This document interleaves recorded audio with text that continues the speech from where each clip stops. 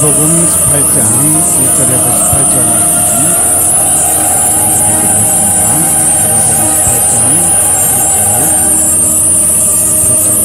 누가복음 18장 예수께서 그들에게 항상 기도하고 낙심하지 말아야 할 것을 비유로 말씀하여 이르시되 어떤 도시에 하나님을 두려워하지 않고 사람을 무시하는 한 재판장이 있는데 그 도시에 한 과부가 있어 그에게 가서 내 원수에 대한 나의 원한을 풀어주소서 하되 그가 얼마 동안 듣지 아니하다가 후에 속으로 생각하되 내가 하나님을 두려워하지 않고 사람을 무시한 이 과부가 나를 번거롭게 하니 내가 그 원한을 풀어주리라. 그렇지 않으면 늘 와서 나를 괴롭게 하리라 하여 주께서 또 이르시되 불의한 재판장이 말한 것을 번거롭게 하니 하물며 하나님께서 그 밤낮 부르짖는 택하신 자들의 원한을 와서 나를 괴롭게 아니하시느냐. 그들에게 오래 참으시되 불의한 재판장이 내가 너희에게 이르노니 속히 그 원한을 하나님께서 그 밤낮 부르짖는 그러나 인자가 올 때에 세상에서 믿음을 보겠느냐. 그들에게 오래 참으시되 불의한 재판장이 내가 너희에게 이르노니 속히 그 원한을 하나님께서 그 밤낮 부르짖는 그러나 인자가 올 때 한동안 제가 나무에 대해서 몇 번 말씀을 드렸습니다. 이유가 있는데 나무가 서 있는 것을 보면 많은 생각을 하게 됩니다. 어느 나무를 보면서도 한동안 제가 저 나무는 쓸데없는 나무다라는 생각이 든 적이 없어요. 이유가 있는데 모든 나무는 자기가 서 있는 그 자리에서 온 세계의 큰 공헌을 하면서 서 있음을 저 나무는 쓸데없는 나무다라는 생각이 든 적이 물론 그 나무가 없어도 세상은 돌아가죠. 모든 나무는 자기가 서 있는 그 세상에 나무가 하나도 남지 않으면 공헌을 하면서 세상이 과연 돌아가나요? 그런 생각을 하면 저절로 모든 나무는 서 있는 그 자리에서 최고의 사명을 하고 있지 않으면 세상이 과연 돌아가나요? 그렇다면 우리 인간 한 사람 한 사람은 생각을 하면 저절로 모든 나무는 서 있는 그 자리에서 최고의 사명을 하고 있지 않으면 이와 비슷한 생각을 하고 있는 분이 제가 한두 번 소개해드린 나무의사 우종영 씨인데 그분에게는 친구가 둘이 있다고 합니다. 한 친구는 함께 등산을 하고 사진도 함께 찍는 친구. 또 한 친구는 바로 북한산 행궁터에 가보면 볼 수 있는 한 나무, 서어나무라고 합니다. 두 번째 친구에 대해서 다음과 같이 말합니다. 아내는 내가 서나무 숲에 간다고 할 때마다 슬그머니 걱정의 빛을 내비친다. 친구 만나러 간다고 하고서는 절대 돌아올 줄 모르기 때문이다. 그렇게 한참 동안 서나무 곁에 있으면 어느 결에 나 혼자 피식거리고 웃는다. 그 거대하고 엄숙한 나무 앞에서 웬 방정이냐고 할지 모르지만 그 엄숙함조차 편한 걸 어쩌겠는가. 서나무는 자신은 어떨지 모르겠지만 나는 놈을 친구 삼아 버렸다. 보는 것만으로 기분이 좋아지고 힘이 나는 존재를 만난다는 것은 쉬운 일은 아니다. 그러니 내게 그런 존재가 되어준 서나무가 고마울 수밖에. 다음과 같이 글을 또 맺습니다. 서나무와 그 친구가 내게 그렇듯 이 순간 나도 누군가에는 보는 것만으로도 좋아서 힘이 나는 존재가 되고 싶다는 생각이 든다. 다른 이에게 그런 존재가 될 수 있다면 사는 게 더 풍요로워지지 않을까.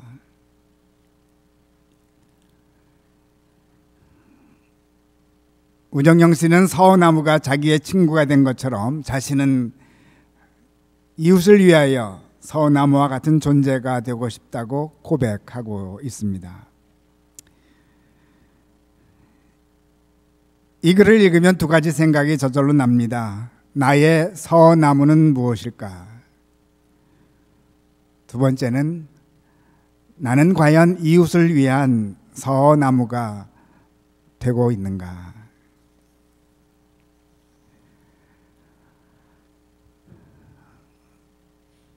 오늘 본문 말씀에는 과부와 재판장의 비유 이야기가 나오죠. 이 비유 이야기를 통해서 끈질기게 재판장을 괴롭게 하는 과부를 한 서원함으로 소개해주고 있는 것 같습니다. 기도의 모범으로 한 과부를 보여줍니다. 2절 말씀.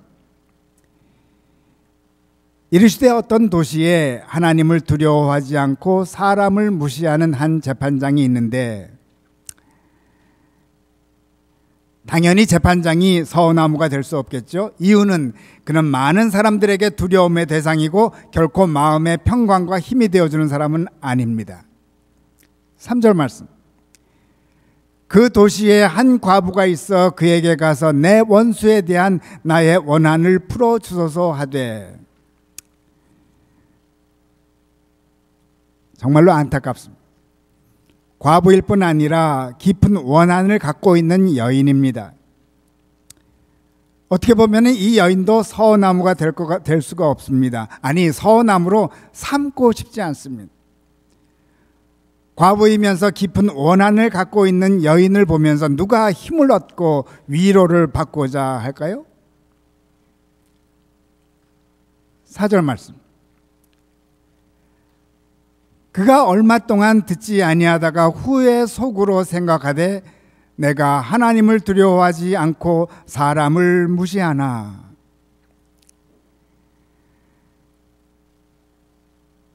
청중들은 여인의 새 모습을 보게 되죠. 물론 과부인 것은 안 돼 보이고 또 원한이 있다는 것 정말 안쓰러워 보이는데 자기들에게 없는 모습을 갖고 있습니다. 여인의 끈질긴 모습을 보게 됩니다. 보통 사람 같으면 불의한 재판장에게 찾아가는 것을 금방 포기할 텐데 끈질기게 불의한 재판장에게 달라붙습니다. 청중들은 궁금한 생각이 들었을 것입니다. 과연 불의한 재판장이 어떻게 할까? 5절 말씀. 이 과부가 나를 번거롭게 하니 나는 그 원한을 풀어주리라. 그렇지 않으면 늘 와서 나를 괴롭게 하리라 하였느니라. 청중은 여인의 위대함에 고개를 숙입니다. 여인의 끈질김이 불의한 재판장을 이겼습니다. 그래도 마음속으로는 주저하였을 것입니다. 이 여인을 서원나무로 삼고 싶은 마음은 아직 생기지 않았을 것입니다. 원한 가운데 사는 한 여인의 모습을 보는 것 결코 힘이 되지 않습니다.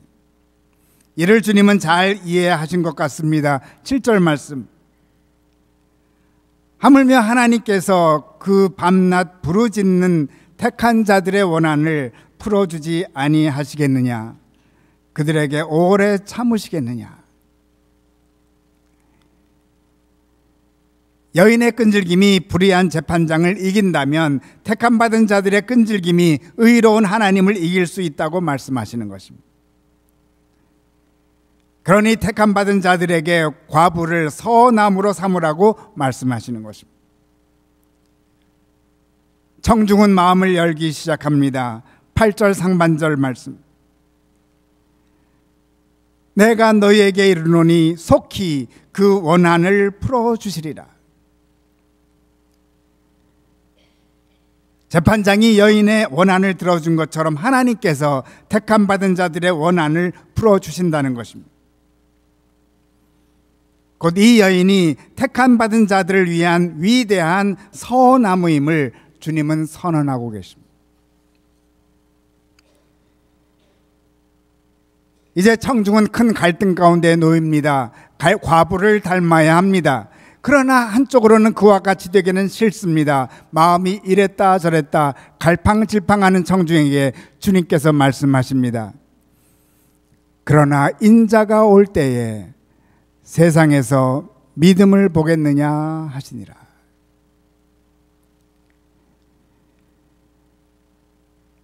여인과 같이 서나무가 될 사람들이 많지 않을 것을 말씀하십니다. 청중들은 자기들의 속마음이 들킨 것을 느끼며 소름이 돋았을 것입니다. 어떻게 우리들의 마음을 알았지? 그들은 그들의 원한을 풀기 위해서는 과부와 같이 되어야 하는데 한편으로는 되고 싶지 않았던 것입니다. 이에 두 그룹으로 나누어집니다. 한 그룹은 절대로 불의한 재판장에게 애걸할 수 없다고 생각합니다. 과부를 자기들의 서운함으로 삼지 않습니다. 두 번째 사람들은 집으로 가면서 골똘히 주님의 말씀을 되새기고 되새깁니다. 다음과 같은 놀라운 깨달음을 얻게 됩니다.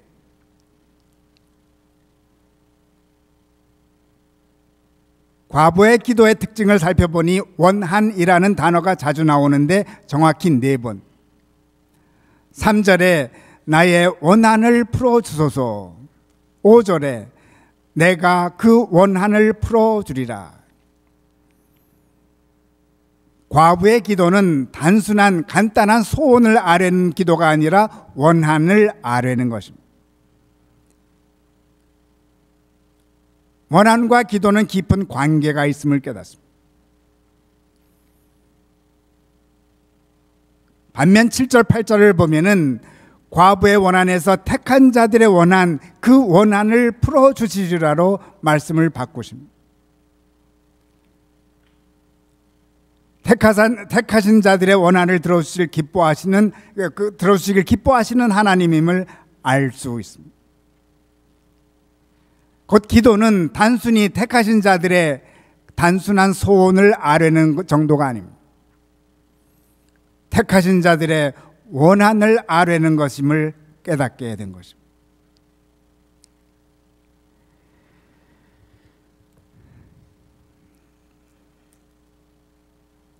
요즘에 택하신 자들이 자녀를 위해서 기도를 많이 하죠. 자녀가 좋은 학교에 합격하는 것을 위해서 기도하고 있습니다. 그런데 이것은 소원은 될 수 있어도 원한까지 되는 것 같지는 않습니다. 좋은 집, 좋은 차, 이것도 택한 자들의 원한까지는 아니라고 생각합니다. 그렇다면 좋은 학교, 좋은 직장, 비싼 집을 위해서 기도한다는 것은 과부의 기도와는 거리가 있는 것 같습니다. 기도는 많이 하는 것 같은데 부족한 기도를 드리고 있는 셈입니다. 이런 기도만 하는 사람들이 많아질 것을 보시고 주님이 안타까워하시면서 이미 말씀하신 것이 아닐까요? 인자가 올 때에 세상에서 믿음을 보겠느냐.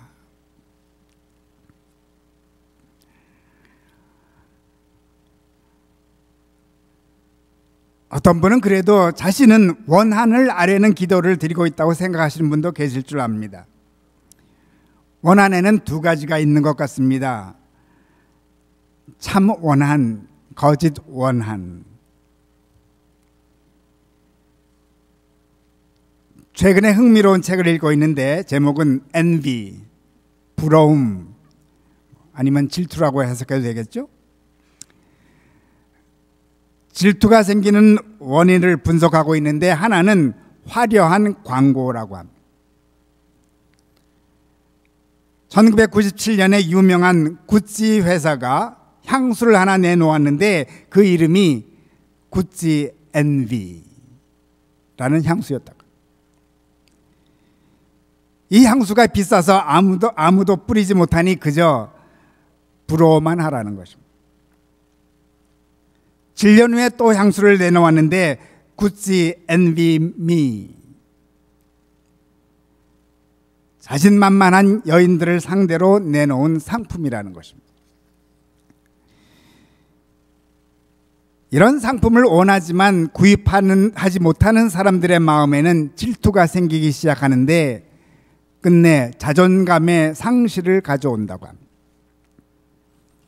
심리적으로 깊은 상처가 생기고 한마디로 불안이 생긴다고 합니다.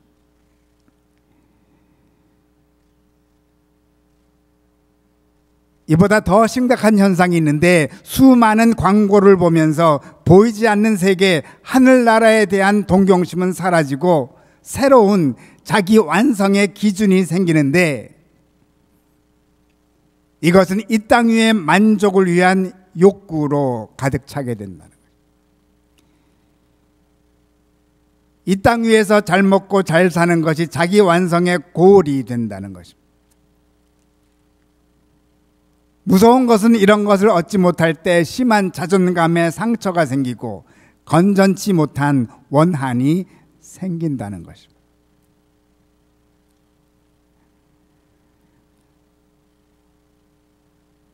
건전치 못한 원한은 결코 택한 자들의 참 원한이 아닙니다.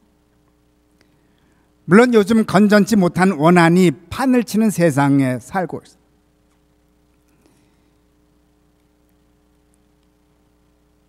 건전치 못한 원한만을 가지고 기도한다면 우리는 과부의 기도와 거리가 먼 기도를 하는 것입니다. 물론 우리들의 소원도 아뢰어야 합니다. 그런데 우리들의 기도가 소원을 아뢰는 정도로 끝나서는 참 기도까지 이루어지지 않는다는 것.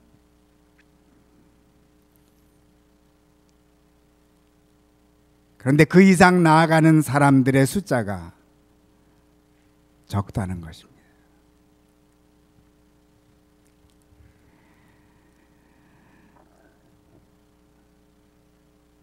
그러면 과부의 건전한 원한은 무엇일까요? 본문 말씀에서 쉽게 추측할 수가 있습니다. 과부는 존엄성을 짓밟힌 가운데 재판장에 찾아온 것입니다. 그런데 아이러니컬하게도 존엄성을 짓밟힌 과부는 더 짓밟힐지도 모르는데 불의한 재판장을 찾아옵니다. 더 짓밟힐 줄 알면서도 찾아가는 것입니다. 그 길밖에 없습니다. 반면 그래도 찾아가는 것이 자신의 존엄성을 되찾는 길입니다. 세우는 길입니다. 과부의 존엄성은 그 누구도 세워주지 않습니다. 자신 스스로 세우는 것입니다. 자신을 짓밟는 재판장을 찾고 또 찾음을 통해서 자신의 존엄성을 세웠고, 결국 과부의 존엄성 앞에 재판관은 두 손을 든 것입니다.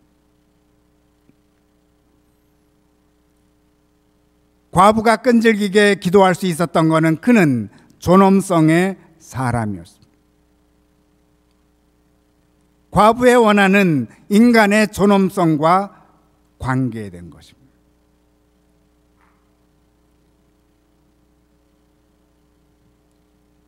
택함받은 자의 원한은 여기에 한 가지를 더합니다.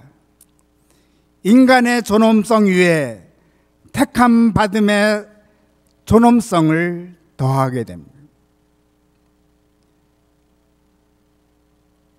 택함받은 자가 세상에서 많은 상처를 받습니다. 때로는 하나님으로부터 버림받은 경험까지도 체험합니다. 그럼에도 불구하고 하나님에게 찾아옵니다.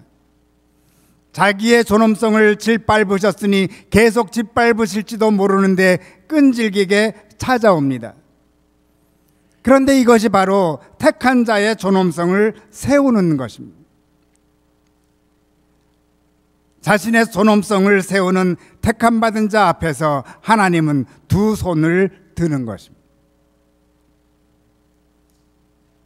이것이 기도의 기적입니다. 기도의 기적.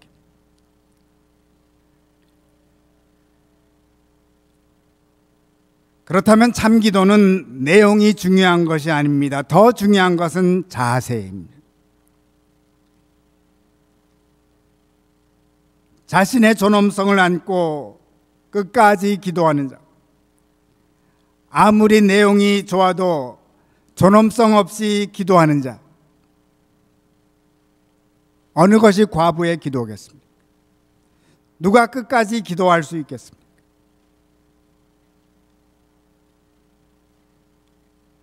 그리고 과부의 기도를 하는 자들이 세상을 밝게 하는 서나무가 되지 않을까요?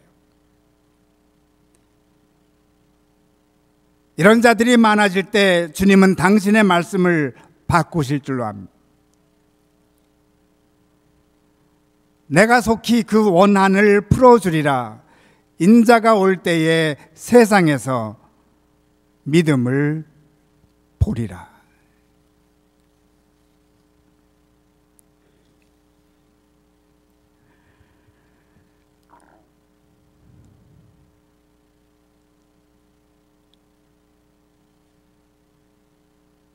자신의 존엄성을 찾아서 하나님께 찾아오는 사람들은 이웃의 존엄성을 위해서도 살아갑니다. 자신의 존엄성과 이웃의 존엄성은 같기 때문입니다.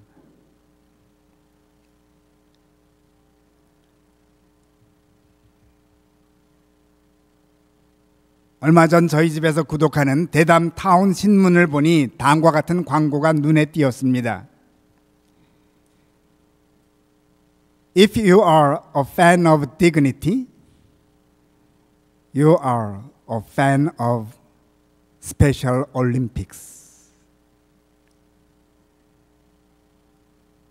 당신이 당신의 존엄성을 소중히 여긴다면 당신은 장애인들의 존엄성을 소중히 여기는 자입니다. 장애인들을 위한 스페셜 올림픽에 후원해 주십시오. 라는 메시지입니다.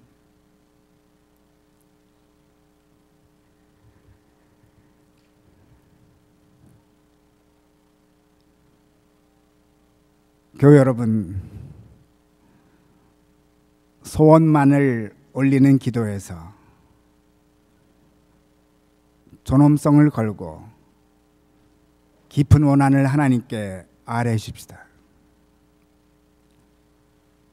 우리들의 존엄성을 회복하는 기도를 드리십시다. 아울러 이웃의 존엄성을 위한 기도를 드리십시다.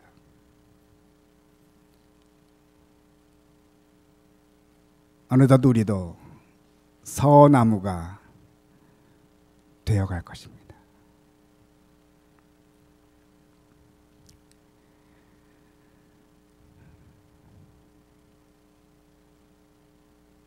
말씀을 거둡니다.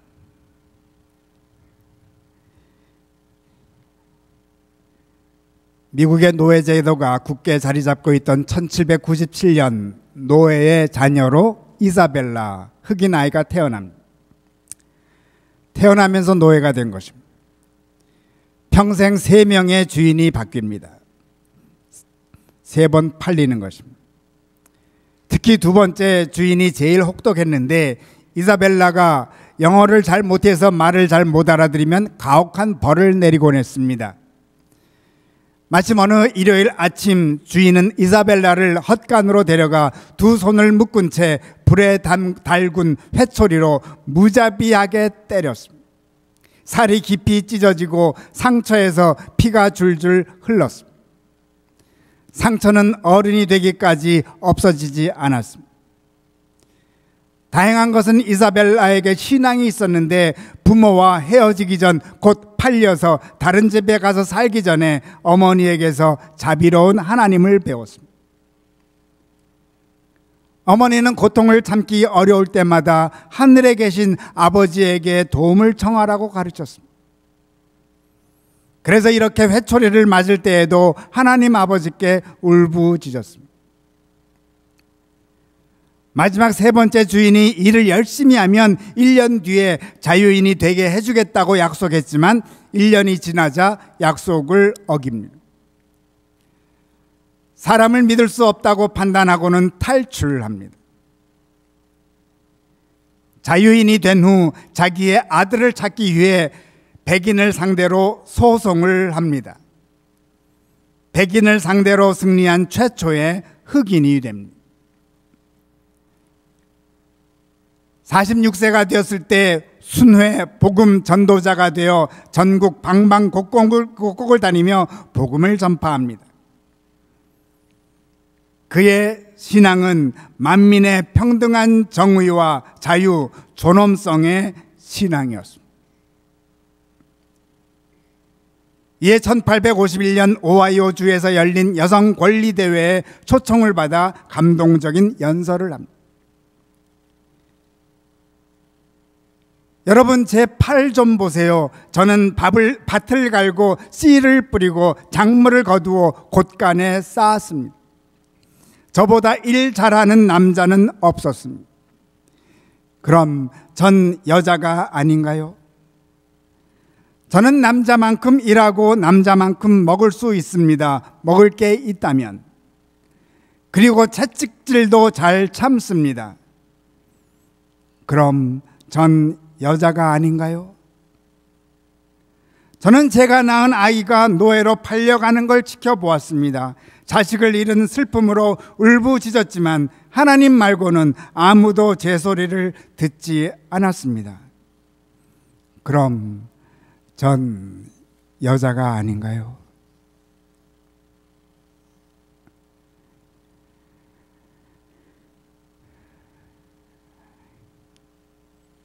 이 여인의 기도에 하나님은 응답하셨을 것입니다. 속히 그 원한을 풀어주시리라.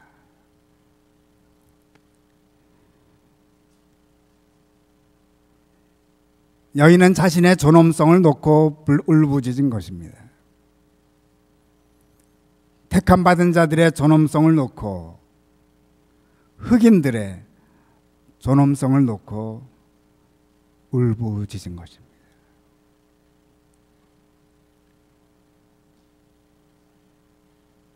여러분은 무엇을 놓고 울부짖으십니까?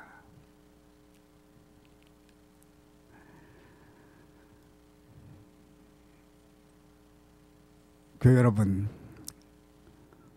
존엄성의 팬이 되어서 살아가십시다. 자신의 존엄성, 이웃의 존엄성, 택함받은 자들의 존엄성, 인류의 존엄성의 팬이 되어서 하나님께 우리의 원한을 아뢰십시다. 주님은 말씀하십니다. 내가 너희에게 이르노니 속히 그 원한을 풀어주시리라. 아멘.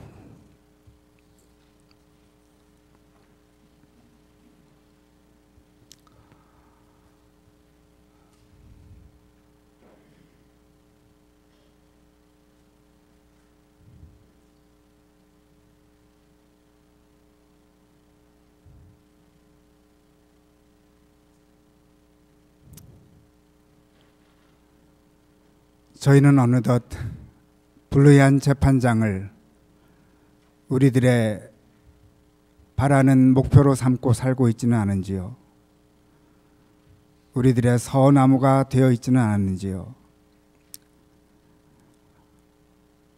과부의 모습을 통하여 인간의 존엄성을 깨쳐주시는 하나님, 감사합니다. 우리도 존엄성을 위하여 살아가는 저희들 되게 도와주소서. 참 원한을 안고 하나님께 아뢰는 저희들 되게 도와주시고, 이웃의 존엄성을 위하여 우리들의 삶을 바치는 저희들 되게 도와주시옵소서. 그리하여 우리들에게 응답하시는 주님의 음성을 매일 들으며 살아가는 저희들 되게 도와주소서. 속히 그 원한을 풀어주시리라. 예수 그리스도